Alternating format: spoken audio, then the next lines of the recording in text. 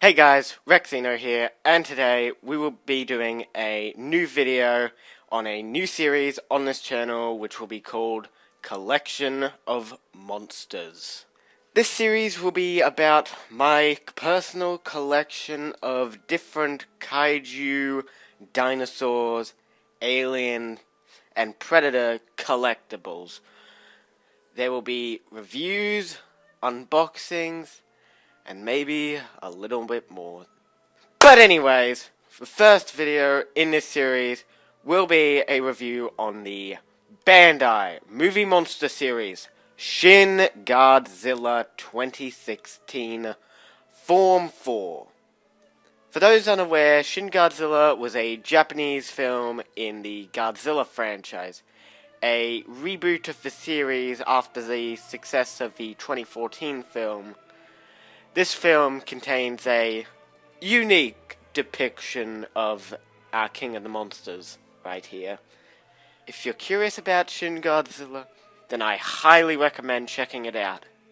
Japanese toy company Bandai released a few figures to coincide with the release of the film, one of which was this figure of Shin Godzilla's fourth form. Let's get into the review. So, the sculpt on this guy, I think the sculpt is great personally. It's probably one of the more accurate looking Shin Godzilla figures that were released when the movie came out. Granted, I don't have any of the other figures, so maybe I'm wrong. Sure, his hands aren't exactly in the right position, but small things such as the toes. Instead of just having the four main toe claws, they also have some other toe claws in between these toes. There's probably about around 9 on each foot, I'd say.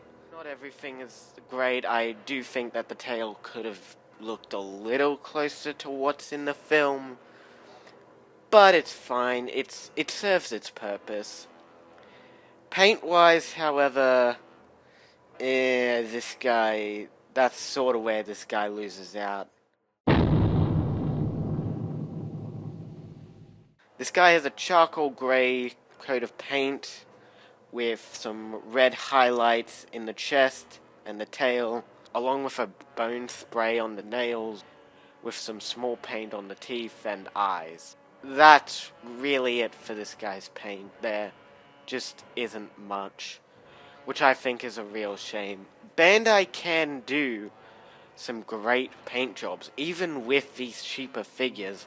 It's just that they don't seem to want to nowadays. But ultimately, it is a serviceable paint job. Onto articulation. This guy has 4 points of articulation. The arms and the legs, which can all move 360, although do note that you will have to move the arms a bit when moving the legs around in a 360, but that really shouldn't be an issue too much. And onto the tag.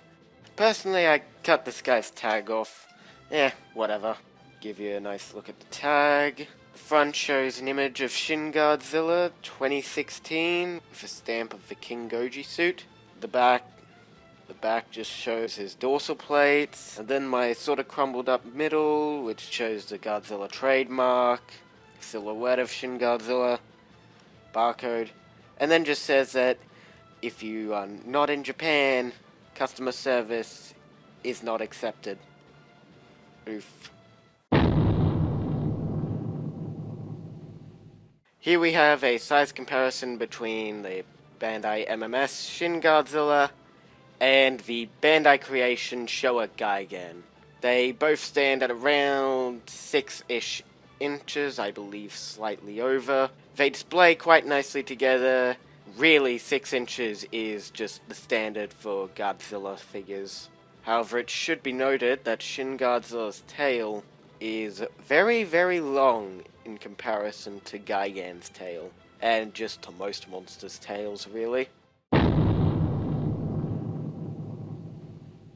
Overall, my final thoughts on this figure is that It's a nice figure, but it's a bit standard, honestly. My overall thoughts on this figure is that it's just a bit standard, run-of-the-mill Godzilla, really.